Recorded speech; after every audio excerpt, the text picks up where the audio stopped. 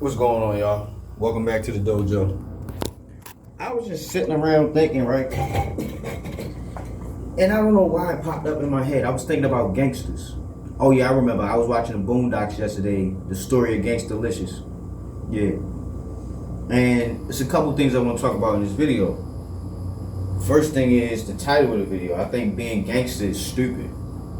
I'm gonna go into that. But also, I feel like being gangster or wanting to be a gangster, it's gonna lead you to becoming a homosexual. I know that's wild. I know. But I'm gonna get there. I should go there first. Like, the main reason why I say that is because if you want to be a gangster, you make anybody who's either not from your hood or not on the same wavelength that you in is as an opposition. And if you want to be a gangster, the entire body of law enforcement is also your opposition. So right then and there, it's stupid to be a gangster. It's stupid because once you get caught for your crimes, and you eventually will, because there's cameras every fucking where, you will get locked up. And depending on the severity of your crime, you will be locked up for an extended period of time. Maybe a year, 2, 3, 4, 5, goes all the way up to the rest of your life. All the way up to the rest of your life. And you locked up in a confined space with nothing to look at but other men. You ain't never gonna get out, and you want to release. Or on the other hand,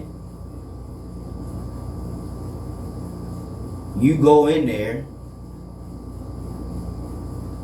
your paperwork is all messed up. Like, you got a charge on your paperwork, like grape,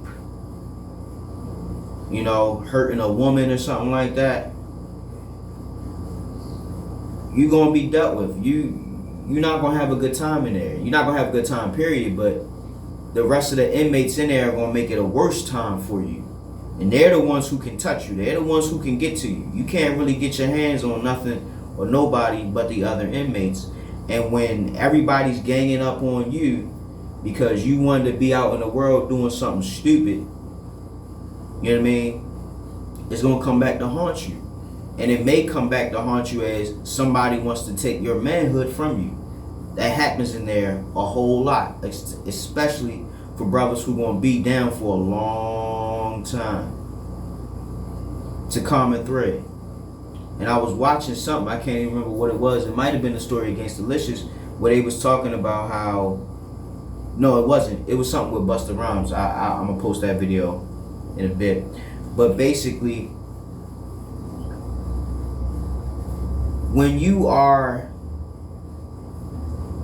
a closet homosexual, but you are hyper masculine, you may want to use your hyper masculinity to mask or cover the fact that you play for the different team. You know what I mean? It's like, I understand why that would be the case, because in yourself you feel like you're not a man. You might feel like a bitch, for lack of a better word. I know I spelled it out rather than saying it. I don't even know why I did that, but what I'm basically saying is, you don't want to be a gangster. You don't want to be a gangster. Street niggas ain't real, right? And real niggas ain't street. Somebody who's really out here trying to get it, you're not going to be out in the street unless you know what I'm saying, like, high risk, high reward, and you willing to go to jail or death to get what you looking for, because you already on your way out anyway. It's like, you know what I mean? That's the rationale for somebody with nothing to lose. But for those of us who have things to lose, we want to try to do it the right way. And we realize that there's no way you're going to be able to make it going the wrong way, trying to be selling drugs, robbing people, stealing from people, killing people, being a hitman, all that stuff. It's just gonna land you in jail or dead anyway. right? That's what I believe. So being a gangster, right? The whole programming, from the Italian mob to the gangster rap that we have today, the media and movies, TV, they have glorified and romanticized killers, gangsters, mobsters, right? And the black community is so enthralled and enthusiastic with all of those movies that they try to emulate it. You know what I mean? It's like Scarface, NWA, like all that stuff had an impact on the hearts and minds of people coming up in those times. Gangster rap, you know what I mean? Like, it influenced people to want to be gangster. It made it cool to be gangster, right? But the crazy part about it is like the gangster culture, I can't really speak too much on it because I only came past it a few times. I never tried to be a gangster. I never wanted to be a gangster. I never wanted to be around gangsters. It's just not my crowd. I'm not somebody who's violent or wants to do violence to other people to get my way. You know what I mean? What I feel as though the whole gangster thing is insecurity. It's insecurity. You feel like you lack in some areas, so you got to make up for it with aggression and intimidation. You know what I mean? I just think that when you decide that you want to be a gangster, you really laying down your life, because you're just counting down the seconds until your life is over. You know what I mean? You counting down the seconds until your life is over, whether you a goon, goblin, whatever, it don't matter. I feel like the whole ideal, the whole philosophy of gangster, right? It's just,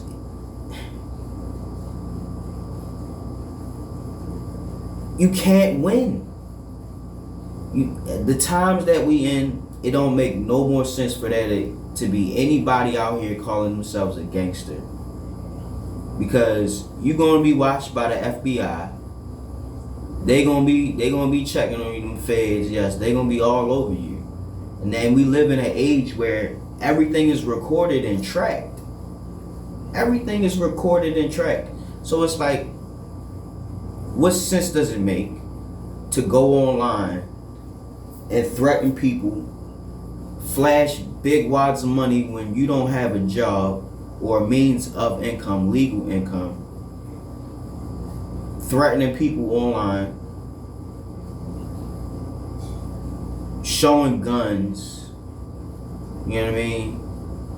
Always looking like, man, it's just a bad thing. It's just bad. It's just terrible. And the gangster epidemic has taken so many lives of our brothers and sisters just to play a role, just because you want to live a movie, right? You want to live out a movie. You watch too much Scarface. You watch too much Boys in the Hood. You watch too much Menace to Society. And you want to act that out. But all you're really doing is just waiting for your death, or waiting for your life imprisonment. Man, like, another reason why I'm saying is because I lost my brother to gang violence. Yeah. So I can definitely speak on it. I love my brother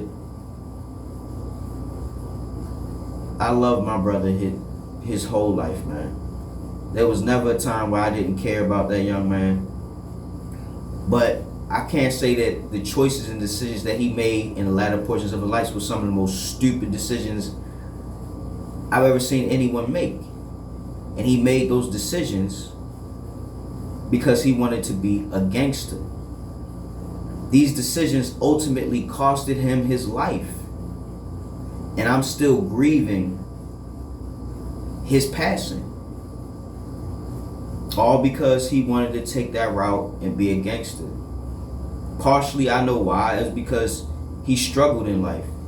things happened to where he always felt like he got the short end of the stick, so he wanted to take matters into his own hands, right? I understand that, but he went about it the wrong way. There were so many other ways he could have went to get what he was trying to get out of life, but he said, you know what, I don't care no more. I just want to take it. I just want to take it. And because of that, he got taken up out of here, right? So don't be like my younger brother. Don't go down that road. If I'm talking to youth right now, the younger generation, under 30, anybody under 30, put them flags away, put the guns down, move somewhere else, go somewhere else, and start over, man. Because the gangster life is not it for anybody who wants to have a family and wants to live long. The gangster life is not for anybody who wants to have a family and live long. If you want to have a family and you want to live long, being a gangster is not the way. So this is my daily discussion, but more so a PSA, public service announcement. I want y'all to understand it's okay to be a square. I swear to you, it is okay to be a square. Don't worry about what these women is out here telling you. Don't worry about what you see on social media. Take it from somebody who was considered cool, smart, a square. I've been looked at as everything you can possibly imagine that's not deplorable and not degenerate. I've been perceived as a genius. I've been perceived as a cool guy. I've been perceived as a nerd, a dork. I've been perceived as a martial artist. It's a lot of different things. But what I've never been perceived as is a gangster. I never wanted anybody to think that I wanted to threaten their life or use force or manipulation or blackmail to get my way. It always just felt like some bitch nigga shit. That's the best way I could put it. It's just like you mad, so you have a temper tantrum, you use aggression to get your way, use force. It's just arrested development. You never grew up and you never matured, so you use your anger as your main tool. But we know where that leads. We know where that road ends. So before you walk outside your house with your flag, your strap, whatever, just remember what Hawk Sensei told you. This is not the way. And I pray that you can talk to the Most High and He can get you up out of that situation, so you don't gotta be looking over your back worrying when that Grim Reaper gonna come find you, because you know what it was when you picked up that flag, and it may not be a way for you to get out with your life. So with that being said, Professor Hawk signing out. Hawk Sensei bids you adieu. Hope you're waking up every day with a plan, a purpose, and a smile. And if you're not waking up with a plan, purpose, and a smile, hey, at least you're waking up. Till next time, y'all. Class dismissed.